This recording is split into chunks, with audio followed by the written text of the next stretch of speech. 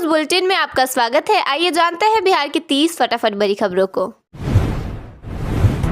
पटना के पीएमसीएच में पप्पू यादव से मुलाकात के दौरान आईपी गुप्ता भावुक हो गए और उन्हें गले लगाकर रो पड़े।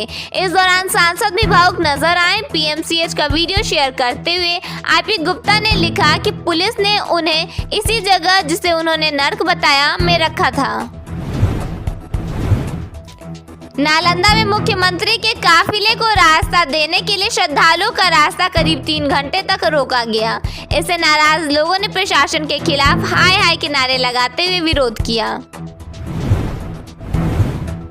सिवान रेलवे स्टेशन पर एलईडी डिस्प्ले पर अश्लील भोजपुरी गाना बजने लगा। गाना चलते देख महिलाएं असहज होकर मुंह छिपाने लगी, जबकि यात्रियों ने इसे रेलवे की बड़ी लापरवाही बताया। मधेपुरा में एक पूर्व प्रिंसिपल के घर बदमाशों ने 2 करोड़ रुपए की डकैती को अंजाम दिया। आरोपी घर से सीसीटीवी और डीवीआर भी उठा ले गए और विरोध करने पर परिजनों से मारपीट की।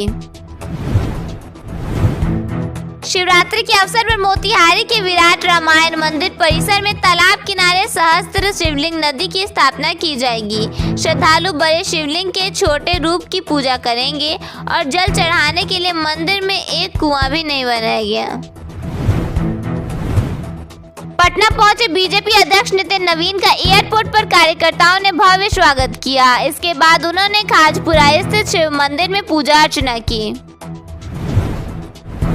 पटना के बीटा स्थित रजनीश ज्वेलरी शोरूम में चोर पीछे के रास्ते से घुस गए और 60 लाख रुपए की चोरी कर ली। जाते समय बदमाश सीसीटीवी और डीवीआर भी उखाड़ कर साथ ले गए। पुलवामा हमले में शहीद जवानों को श्रद्धांजलि दी गई। लोगों ने हाथों में काली पट्टी बांधकर ब्लैक डे मनाया और 39 जवानों को याद किया। उन्होंने इसी दिन आतंकी हमले में शहादत दी थी। मुख्यमंत्री नीतीश कुमार के बेटे निशांत ने गया के विष्णुपद मंदिर में पूजा अर्चना की। इस दौरान उन्होंने माउंटेन मैन दशरथ मांझी की एनर्जी पर पुष्पांजलि भी अर्पित की। मधुबन में दूसरी शादी करने कोर्ट पहुंचे एक फौजी को उसकी पहली पत्नी ने जमकर पीट दिया। मामला बढ़ता देख उसकी प्रेमिका वहां से फरार हो गई, जिसके बाद पुलिस ने हस्तक्षेप कर स्थिति को संभाला। बिहार में मौसम सामान्य रहेगा। न्यूनतम तापमान 9 से 12 डिग्री सेल्सियस तक रहने का पूर्वानुमान है। कुछ जिलों में तापमान में इजाफा हो सकता है। रंगों के त्योहार होली पर ट्रेनों में होने वाली भारी भीड़ और नो रूम की स्थिति को देखते हुए रेलवे ने यात्रियों को बड़ी राहत दी है। सीपीआरओ सरस्वती चंद्र के अनुसार 26 होली स्पेशल ट्रेनों की समय सारणी जारी कर दी गई है और आने वाले दिनों में कुछ और ट्रेनों का ऐलान भी संभावित है। इससे बिहार जाने वाले लाखों यात्रियों को कंफर्म टिकट मिलने की संभावना बढ़ गई है और त्योहार पर यात्रा पहले से अधिक आसान हो सकेगी। बिहार के जमीन मालिकों के लिए राहत भरी खबर है। जमीन की मापी, दाखिल खारिज, परिमार्जन प्लस से जुड़े काम अब तय समय सीमा के अंदर ही पूरे किए जाएंगे। इसके साथ ही ऐसा नहीं होने पर सीधे अफसरों पर कार्रवाई की जाएगी। बिहार सरकार की तरफ से इसे लेकर सख्त आदेश जारी कर दिए गए हैं। कहा गया है कि बिना किसी वजह के अधिकारी फाइलों को दबा कर रखेंगे तो यह उन्हें भारी पड़ सकता है। फरवरी अभी आधी भी नहीं बीती, लेकिन बिहार में मौसम ने असामान्य रुख दिखाना शुरू कर दिया है। राजधानी पटना समेत कई जिलों में तापमान 30 डिग्री के पार पहुंच गया है और नदियों व भूजल स्तर में गिरावट के संकेत दिखने लगे हैं। मौसम वैज्ञानिकों के अनुसार फिलहाल हालात गंभीर नहीं है, लेकिन संकेत आने वाले महीनों के लिए चिंता बढ़ाने वाले जरूर हैं। बिहार में जमीन खरीदने की तैयारी कर रहे लोगों के लिए बड़ी खबर है। मार्च के बाद जमीन खरीदना महंगा पड़ सकता है। भू निबंधन विभाग मिनिमम वैल्यू रजिस्टर बढ़ाने की तैयारी में है। एमवीआर बढ़ते ही रजिस्ट्री शुल्क भी बढ़ेगा। इसका सीधा असर खरीदारों की जेब पर पड़ेगा। मुख्यमंत्री नीतीश कुमार ने राज्य की बंद पड़ी सभी चीनी मिलों को फिर से चालू करने का निर्देश दिया है। शुक्रवार को हुई एक समीक्षा बैठक में उन्होंने अधिकारियों से साफ कहा कि जिन जिन जगहों पर चीनी मिलें बंद हैं, उन्हें जल्द से जल्द शुरू कराया जाए। यह बैठक 7 निश्चय 3 के तहत चल रही समृद्ध उद्योग सशक्त बिहार योजना को लेकर बुलाई गई थी।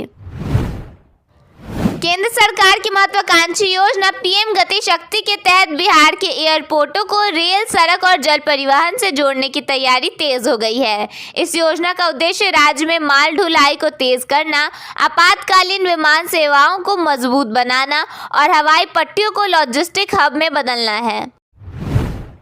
पूर्णिया के सांसद पप्पू यादव शुक्रवार को बेऊर जेल से रिहा हुए। आज पत्रकारों से बातचीत करते हुए उन्होंने बिहार सरकार, पुलिस प्रशासन और स्वास्थ्य व्यवस्था पर ऐसे गंभीर आरोप लगाए हैं। सांसद पप्पू यादव ने कहा कि आज बिहार में न किसी को बेटियों की फिक्र है और न ही इंसानियत की। पत्रकारों से बातचीत के दौरान उन्होंने अपनी आपबीती सुनाते हुए न केवल अपनी गिरफ्तारी को अन्याय बताया, बल्कि पुलिस प्रशासन और जेल के भीतर दी जाने वाली सुविधाओं पर भी गंभीर सवाल खड़े कर दिए। उन्होंने साफ तौर पर कहा कि यह लड़ाई उनकी व्यक्तिगत नहीं, बल्कि बिहार की गिरती व्यवस्था के खिलाफ है। पप्पू यादव ने बिहार की कानून व्यवस्था पर कड़ा प्रहार किया। उन्होंने कहा कि बिहार में हर दिन 100 से 150 बच्चियां गायब हो रही हैं, जबकि दिल्ली का आंकड़ा 53 तक पहुंच गया है। उन्होंने दरभंगा में 6 साल की मासूम और गया में 14 साल की बच्ची के साथ हुई दरिंदगी का उदाहरण देते हुए समाज और नेताओं की चुप्पी पर सवाल उठाए। भावुक होते हुए सांसद ने संकल्प लिया कि बेटियों के सम्मान की रक्षा के लिए वह 100 बार भी मरना पसंद करेंगे।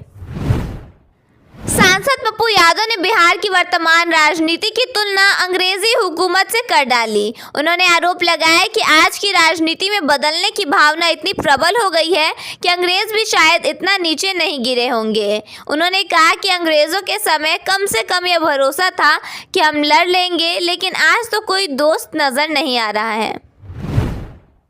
शिक्षा विभाग ने बिहार के सरकारी स्कूलों में मुख्य शिक्षक और हेडमास्टर के पदों पर जिम्मेदारी सौंपने के लिए नए नियम जारी कर दिए हैं। विभाग की गाइडलाइन के मुताबिक अब स्कूलों की कमान संभालने के लिए 4 से 8 साल का पढ़ने का अनुभव होना जरूरी है। यह नियम उन स्कूलों के लिए है जहां अभी तक पक्के हेडमास्टर तैनात नहीं हैं। राजस्व एवं भूमि सुधार विभाग में मार्च 2027 तक 16,584 पदों पर बहाली होगी।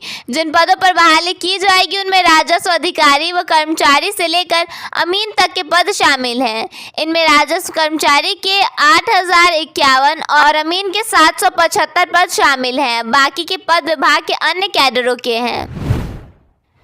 भारत की जनगणना 2027 को लेकर तैयारियां शुरू हो गई हैं। बिहार सरकार के राजस्व एवं भूमि सुधार विभाग ने इस संबंध में जानकारी जारी की है।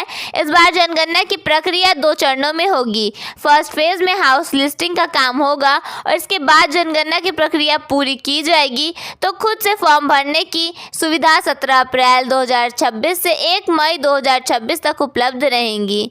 इस दौरान लोग खुद ऑनलाइन माध्यम से अपनी जानकारी भर सकेंगे। इसके बाद 2 मई 2026 से 31 मार्च 2026 तक घर घर सर्वे किया जाएगा। इस दौरान गणना करने वाले हर घर जाकर जानकारी इकट्ठा करेंगे।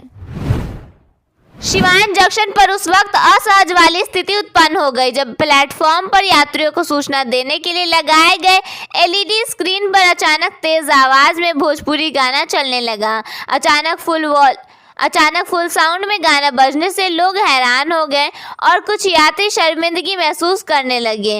इस दौरान कुछ यात्रियों के बीच भारी नाराजगी दिखी।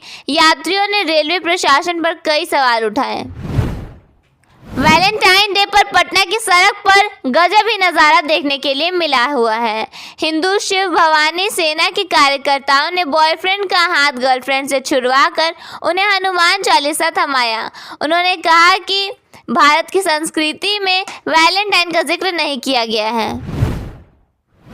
अशोक राजपथ पर बने डबल डेकर फ्लाईओवर से ट्रैफिक दबाव तो कम हुआ है, लेकिन पटना के लोगों को अब भी अधूरे रैंप की परेशानी झेलनी पड़ रही है। पटना साइंस कॉलेज के पास रैंप नहीं बनने से एनआईटी मोड़ जाने वालों को लंबा रास्ता लेना पड़ता है। अब इस अधूरे काम को मेट्रो निर्माण कंपनी पूरा करेगी।